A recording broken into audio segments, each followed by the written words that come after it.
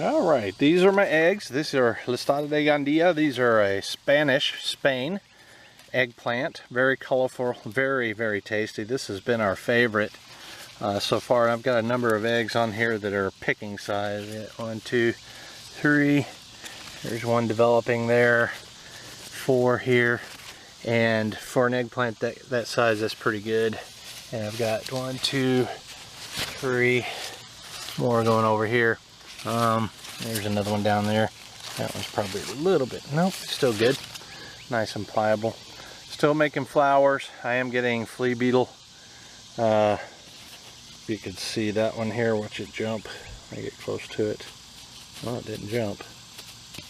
Anyway, those little holes are flea beetle.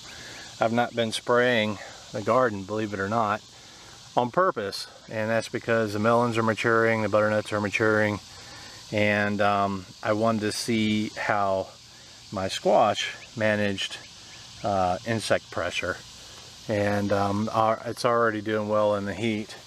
But anyway, back to eggplants, that's what we're doing.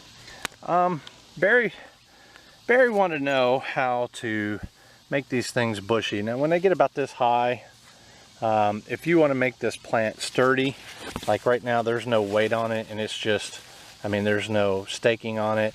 It's just self-supporting right now, and that's because when they were small, when they were about this height, I took the end, if you'll look at a flower here, and you see that little area here, that's the growing tip right there next to a flower. If you just take and you just pinch that out, just like that, that's all you got to take off.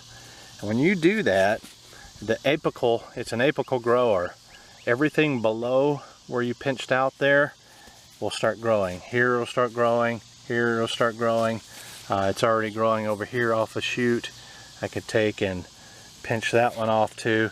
And what that does is it forces the energy to go to the next growing tip below it, sometimes 2 or 3 tips. And what that does is, while it's doing that, it can't put energy going upwards and outwards where these eggplants will weigh them down and actually even break these off.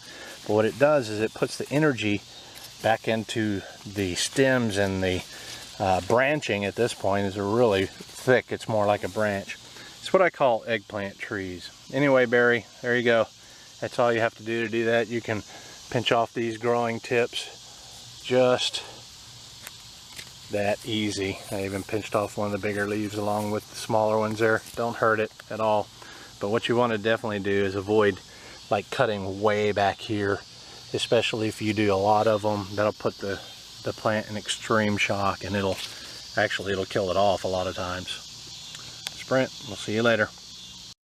Alright, here's the harvest today after coming back from the park on the 4th. So I think today is the 7th or the 8th.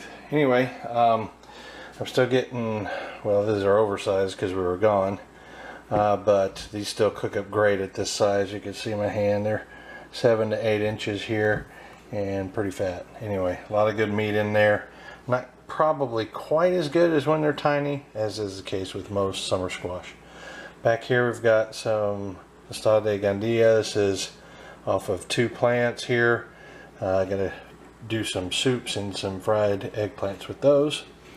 I've got the melons I'm developing here. We've got 2 crane melons here, big beautiful crane melons. Hopefully they'll do fine, they'll taste fine. And back here I've got a, what is this one? This one is a Kirkman melon back here. And that one is looking pretty good too. So that's what we got from today's harvest. Thought I'd do a quick share. And frying up some yellow squash and eggplant. A little oil, a little seasoning. Flipping them, picking them through. Delicious. Well, that wraps up this video. If you guys enjoyed the video, please comment, like, and subscribe. In order to subscribe, all you got to do is click the button here. We'll put a check mark next to it. If you want to get notification the next time I make a video, click on the bell here. Check here and hit save. You guys take care.